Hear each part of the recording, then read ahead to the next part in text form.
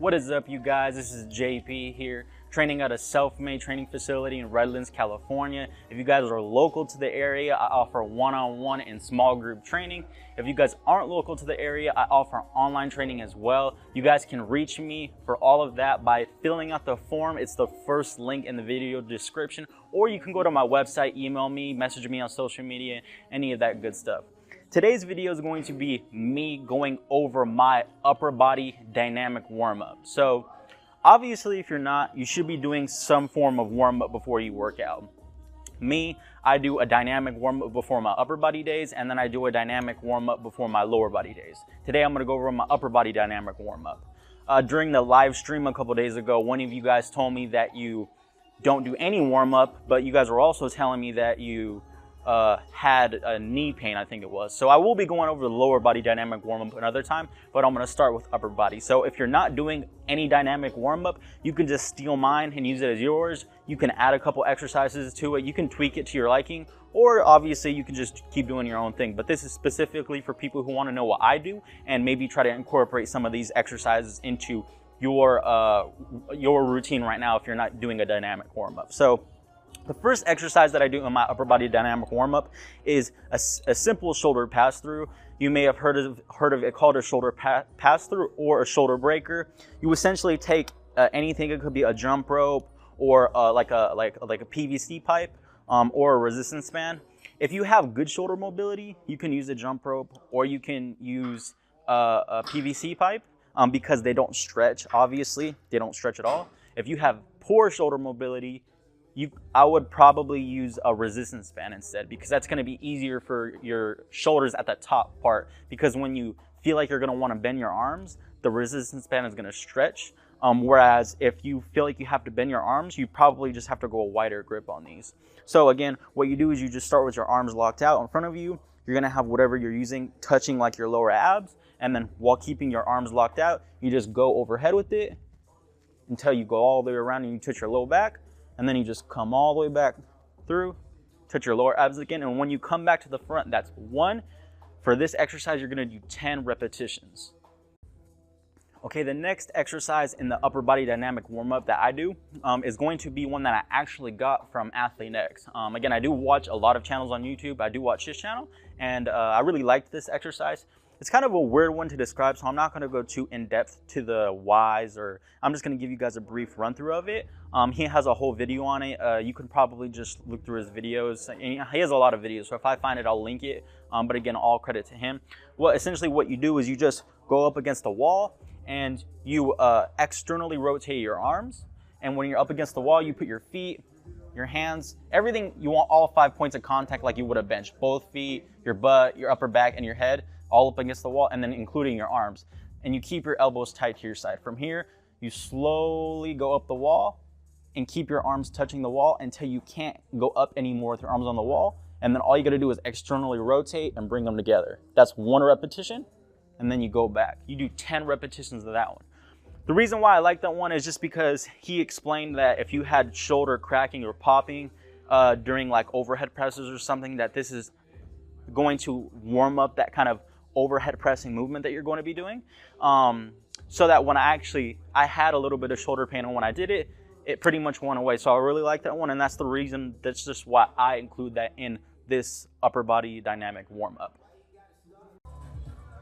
So this third exercise is one that I've seen YouTubers do, but I haven't actually seen anyone kind of take this small twist on it, and it's going to be an angled row. So first, you're going to start about maybe a couple feet from a cable, and you're going to have the cable set up so it's angled upwards above you. You don't want it directly above you. You don't want it directly out in front of you. You want to angle it about maybe 45 degrees, maybe a little bit more from you in this angle. So you're just going to grab the ropes. You're going to stand back. You're going to pull. At the bottom, you're going to hold it for about 2 seconds. Squeeze your shoulder blades down and back. And then you're just going to return it to the starting position. Now, the one reason I like this exercise, and the main reason why I like it, is because everyone wants to talk about keeping your shoulder blades down and back during your push days or during pressing movements. And obviously, that's what you need to do for most upper body movements. At some point during the movements, you're going to have your shoulder blades down and back. But even though most people do that, the only time they get training in that down and back position of their shoulder blades is when they're doing the pressing movements. And if you're trying to get good at something and you're only doing that something during a more complex process, you're never going to get really good at it. So most people don't actually work that down and back, that, you know, that depression and retraction of the scapula any other point except just during their exercises. So when you're doing it during your dynamic warm-up, you're warming up those muscle groups, and you're warming up that kind of movement in your head to know, okay, this is what down and back is. This is how down and back feels. So it's basically going to prep you for just better pressing movements in general. It's going to decrease your injury risk, and it's going to set you up. Because remember, when you can get that good down and back position with your shoulder blades, and you can make it real strong, it's going to help your bench, it's going to help your overhead press, it's going to help everything. So I think that taking this angle is what really makes this unique. So what you're going to do is you're going to do 10 repetitions of this, and this is going to be the final exercise in the dynamic warm-up. So it's just the 3. It's the shoulder pass-throughs, it's going to be the wall overhead presses, kind of like the wall drag overhead presses, and then it's going to be the angled row, like in this angle. You're going to do 10 repetitions of each. Now, for those of you who have I don't want to say plenty of time, but for those of you who like to do things optimal and time isn't too big of a worry, I want you to do these 3 exercises, 10 reps each. I want you to do 2 rounds. For those of you who are short on time, I only want you to do 1 round, but hopefully you guys can do 2 rounds. Now, after this, what I do is whatever exercise I'm going to do next, whether it be a pull or a push, you need to do rehearsal sets. You don't just jump into your first exercise's working weight. Let's take bench press, for example. If you're doing 185 for 5 or something, or 200 for 5, or however strong you are, let's just say it's 185 for 5. Don't go straight into 185 for 5 on your first set. What I recommend is you do 2 to 4 rehearsal sets before you get to your working set. Now, if you're short on time, you may only be able to do 2 rehearsal sets. If you have plenty of time and time's not really a big issue, then I would do 3, 4 rehearsal sets. So for bench press, I would do a set with just the bar, high repetitions, 15 to 20 repetitions. A set, then take your rest period. Then do another set with the bar, 15 to 20 repetitions. Take your rest period, and then do maybe 50% working weight. Take your rest period. Then do 75% of your working weight, rest period. And for the 50% and the 75%, you're obviously not going to do the 15 to 20 reps. Those ones you're going to do. You're going to be working with, you're going to do the rep range or whatever you're going to be doing for the working set. So if you're doing 185 for 5, the 50% is going to be for 5 reps, and the 75% rehearsal set is going to be for 5 reps. Then after your 75% of whatever your working weight is rehearsal set, you're going to take your final rest period, and then you're going to start your working weight. So essentially it's going to go bar, 50%, 75% working weight, rest periods between all those, and then you're going to go into your first working set. Now, so you had your whole dynamic routine that I just showed you, and then you have your 2 to 4 rehearsal sets. By this time, I am definitely warm. I'm definitely warm. Sometimes I'm because the dynamic warm up, I'm focused, and the rehearsal sets I'm hitting hard. I might even be breaking out in a little sweat. I sweat easily.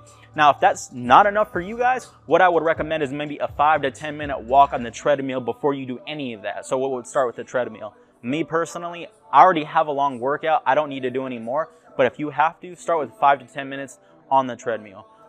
So there you have it, you guys. That's what I like to do. It might not be the most optimal in every single form of sense. I never said it was the most optimal. It's just what I like doing. It's helped prevent me from injury, and I help for my for my upper body workouts, that at least it just keeps everything primed for me. I feel like it keeps my performance tip top, and I just feel good when I do my dynamic warm up. The one time I injured my shoulder a couple years ago, wasn't a huge injury, but I couldn't do a push-up when I injured it. I was short on time, so I skipped most of my dynamic warm-up. I did I don't even think I did it. I did 1 rehearsal set or 2 rehearsal sets, and then I ended up hurting my shoulder. So, it was a good learning lesson for me is don't skip the warm-up. So if you're not doing a warm-up, hopefully you guys can do this. Take it, use some of it. If you guys have any questions, comments, leave them down below. I'll see you guys in the next video. Peace.